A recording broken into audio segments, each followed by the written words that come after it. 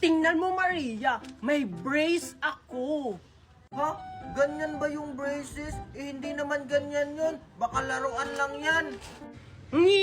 Totoo kayang brace to. Ito yung uso ngayon. At alam mo ba, ang mahal-mahal nito kasi umiilaw to. Pwede nga. Sige nga, kung totoong braces yan, ilagay mo nga sa ngipin mo. Ayaw mo talagang maniwala, oh. Tingnan mo. Oh, diba? Umiilaw. Wow! Oo nga. Ang ganda naman yan, Junjun. Saan mo yan nabili? Hindi ka makakabili dito na sa Pilipinas kasi sa ibang bansa ito nabibili. Hindi, magpapa-order ako ng ganyan kay Mami. Basta magkakaroon ako ng ganyan. Mami! Mami! Mami! Oh, ano naman yan, Maria? Kasi Mami, si Junjun may braces na umiilaw. Ang ganda-ganda. Oh, ano naman ngayon? Pinapainggit sa akin kasi sabi niya hindi daw natin kayang bilhin yun kasi mahal yun. No, hindi natin mabibili yun.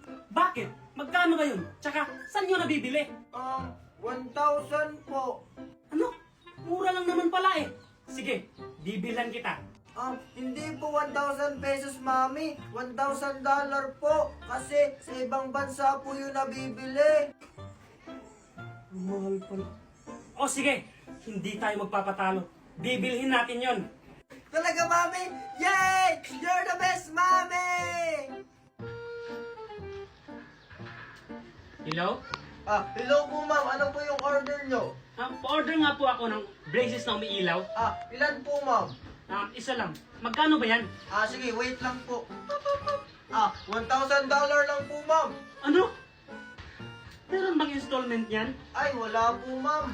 Ay, ganun ba? O sige, pa-order ako ng isa. I-deliver nyo na lang po COD. Ngayon na. Sige po, Ma'am. Maghintay na lang po kayo ng 5 minutes. Darating na po yung order nyo. O sige po, salamat.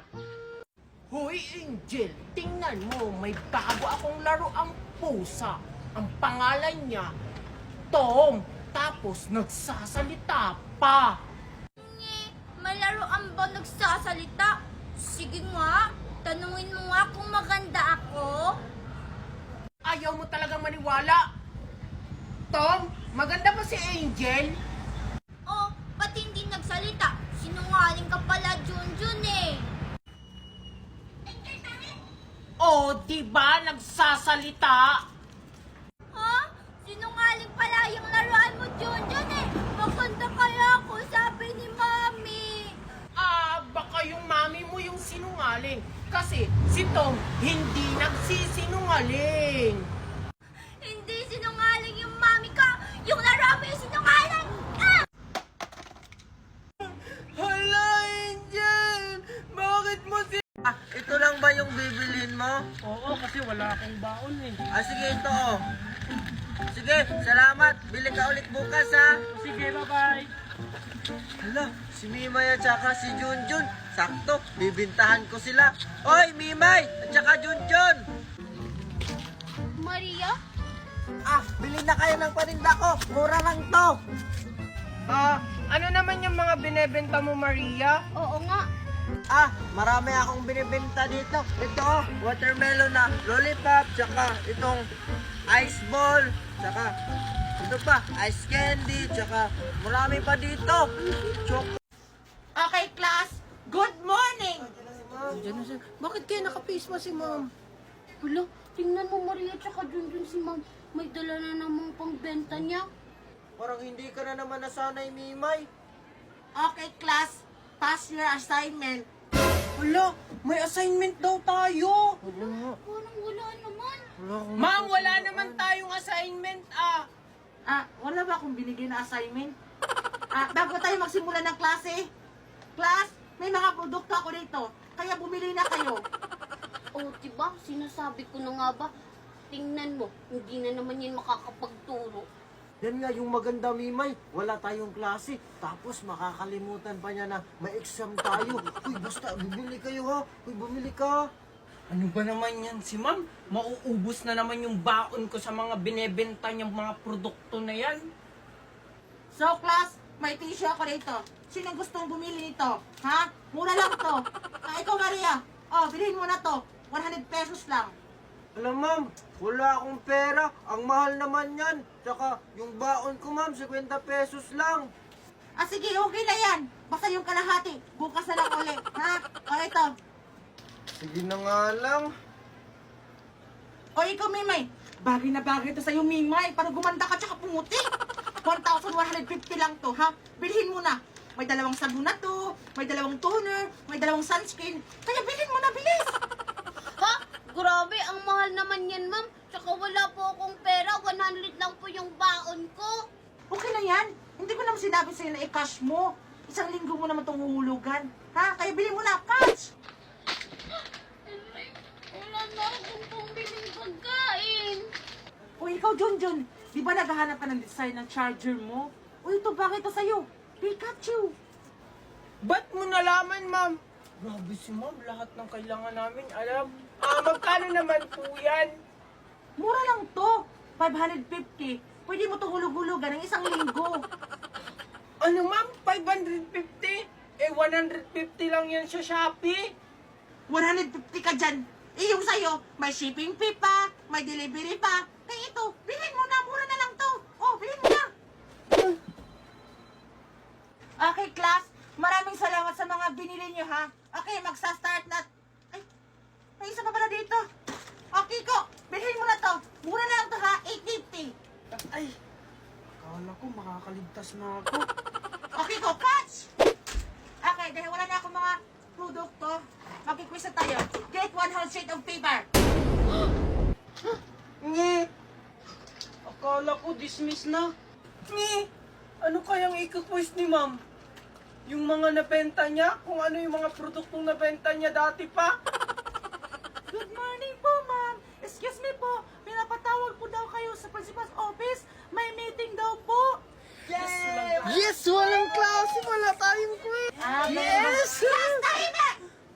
Mag-iwan ako ng activity.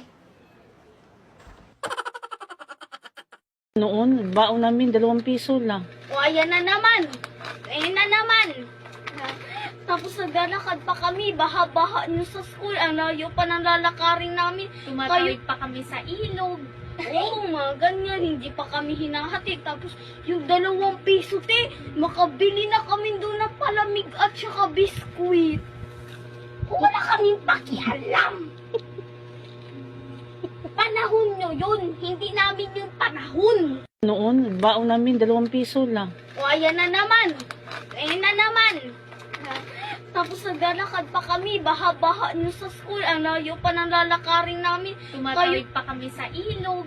Oo, mga ganyan. Hindi pa kami hinahatid. Tapos yung 2 piso, te, makabili na kami doon ng palamig at saka biskuit. Wala kaming pakialam. Panahon nyo yun. Hindi namin yung panahon. Wala, shit, na pala, late na pala ako. Kuya Guard, sorry po na late po ako. Pwede pa po ba akong pumasok? Late ka namang bata ka. Bawal ka nang pumasok. Sige na, Kuya Guard. Kuya Guard, gusto mo, bigyan kita ng pangmeryenda mo. Ito, oh. Ay, joke lang yan, John. 5 minutes ka pa lang naman late eh. Pwede ka pang pumasok. Yan ang gusto ko sa'yo, Kuya. Mabilis kang kausap. Eto po, oh. Thank you, Junjun. Sige, pwede ka nang pumasok. Huwag ka nang sumayaw. Thank you, Kuya Guard. Wait lang, Junjun. Bakit po? Bakit ang dami mong pera? Tsaka may laptop ka pa. Diba dati wala? Kasi Kuya Guard, kasasahod ko lang, kaya nakabili ako ng laptop. Sahod? Anong pinagsasabi mo? Diba estudyante ka lang? Sahod ko po yun sa pagla-live ko. Kahit po estudyante ako, nagla-live lang po ako. Sumusweldo po ako buwan-buwan. Ano yun, Junjun? Pwede mo ba akong turuan? Sige Kuya Guard.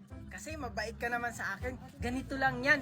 Una, i-click mo lang yung link ko sa bio. Pagkatapos, mapupunta ka sa Play Store or App Store. Ayun, may makikita kang apps. I-download mo. At pagkatapos mong i-download, gumawa ka ng account. Pwede mo siyang i-connect sa FB, cellphone number mo, or Gmail. At ayun, pwede ka na mag-live at kumita ng 30 hanggang 50k monthly.